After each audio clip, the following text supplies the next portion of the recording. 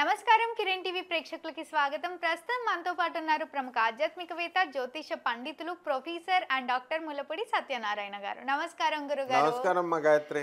గురుగారు, విశ్వ వసనామ సంవత్సరం ఉగాది 1 తారీఖు నుంచి మీన రాశి వారికి అసలు ఏ విధంగా ఉంది గురుగారు? ఆర్థికంగా, విద్యాపరంగా లేదా మ్యారేజ్ చేసుకోవాలి అనుకుంటున్నాము, సంబంధాలు రావట్లేదు అని బాధపడుతూ ఉంటారు. లేదా ఇంకొంతమంది బిజినెస్ స్టార్ట్ చేసాము కానీ రన్ అవ్వట్లేదు అని బాధపడుతూ ఉంటారు. సో వీళ్ళందరికీ కూడా సక్రమంగా అన్ని పనులు తొందరగా కావడానికి ఏదైనా పరిష్కారం ఉంటే కూడా తెలియజేయండి గురుగారు. తప్పకుండా అమ్మా. ఈ జూలై నెల 2025 సంవత్సరంలో ఈ మీన రాశి వారికి ఏలినాటి శని జరుగుతుంది.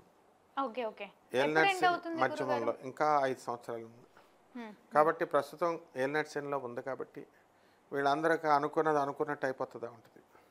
అనుకున్నట్టు అవుతుంది. వృత్తి వ్యాపార ఉద్యోగ విషయాల్లో నో ప్రాబ్లం. కాకపోతే మెంటల్ డిప్రెషన్ ఉంటా ఉంటుంది. మనసు ఏదో బాధగా ఉన్నట్టుగా, ఏదో పోగొట్టుకున్నట్టుగా, పీడిస్తున్నట్టుగా, పీక్కుంటున్నట్టుగా ఉంటుంది. కానీ మిగతా విషయాల్లో అంతా కూడా ఫస్ట్ క్లాస్కి ఉంటుంది. వ్యాపారాలు, బట్టల వ్యాపారాలు, తర్వాత ఈ యొక్క పుస్తకాల షాపులు, ఈ కూల్ డ్రింక్ షాపులు, సాఫ్ట్వేర్ కంపెనీలు, ఇలాంటివన్నీ కూడా బ్రహ్మాండంగా జరగడం అనేటటువంటివి జరుగుతాయి. ఆ తర్వాత ఈ యొక్క మీనరాశి వారికి పెళ్ళిళ్ళు కానటువంటి వాళ్ళకి వివాహాలు ఇంకా కావు. సంతానం లేనటువంటి వాళ్ళకి కొంత పర్సెంట్ మాత్రమే సంతానం కలగడానికి అవకాశం ఉంటుంది. అంటే పెళ్ళిళ్ళు కావు అని ఎలా చెప్తున్నారు? అర్ధాష్టమ గురుల్లో పెళ్ళిళ్ళు జరగమమ్మా. అంటే ఈ సంవత్సరమే కావా లేదా ఎప్పటికీ కావాలి? జూలై నెలలో కావు. నెక్స్ట్ ఇయర్కి అవుతాయిలే పెళ్ళిళ్ళు. ఎవరికైనా అవుతాయి. నల్లగున్న వాళ్ళకే అయిపోతున్నాయి, తెల్లగున్న వాళ్ళకి అలా ఎంతసేపు అయిపోతాయి. మీన రాశి వాళ్ళు ఎక్కువ తెల్లగా ఉంటారు అనమాట, అందంగా ఉంటారు. అండ్ కొరమైన చేపల నీలాగా ఉంటారు. కాబట్టి ఈ యొక్క రాశి వారంతా కూడా తెలివైన వాళ్ళు. వీళ్ళని మీనము అని ఎందుకు పేరు పెట్టారంటే దొరకరు, వీళ్ళ చేపలు అనమాట ఇలాగా. కాబట్టి ఈ యొక్క మీన రాశి వారు అర్ధాష్టమ గురుడు కాబట్టి చక్కగా విదేశాలకి వెళ్ళడానికి ప్రయత్నాలు చేస్తారు. అవి సఫలం అవడానికి అవకాశాలు ఉన్నాయి. కాకపోతే అర్ధాష్టమ గురుడు కాబట్టి 1-2 సార్లు ప్రయత్నించాల్సినటువంటి అవసరం ఉంది. అండ్ ఈ యొక్క మీనరాశి వారికి మనము భార్య యొక్క ఆరోగ్యం గురించి ఎక్కువ ఆలోచన అనేటటువంటిది ఉంటుంది.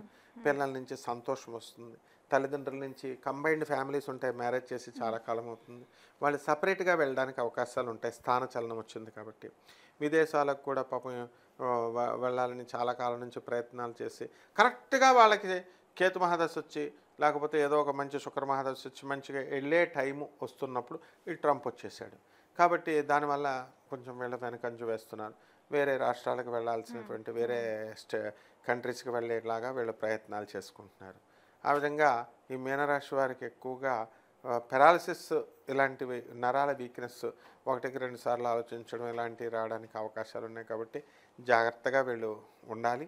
ఈ విధంగా ఈ యొక్క జూలై నెలలో మొత్తం ఆడవాళ్ళందరూ కూడా ప్రమోషన్స్ రావడానికి అవకాశాలు ఉన్నాయి. పోలీస్ డిపార్ట్మెంట్, కమర్షియల్ డిపార్ట్మెంట్ ఇలాంటివన్నీ కూడా వాళ్ళల్లో ఉన్నటువంటి లేడీస్కి కూడా మంచి స్టాండర్డ్గా ఉండడం జరుగుతుంది.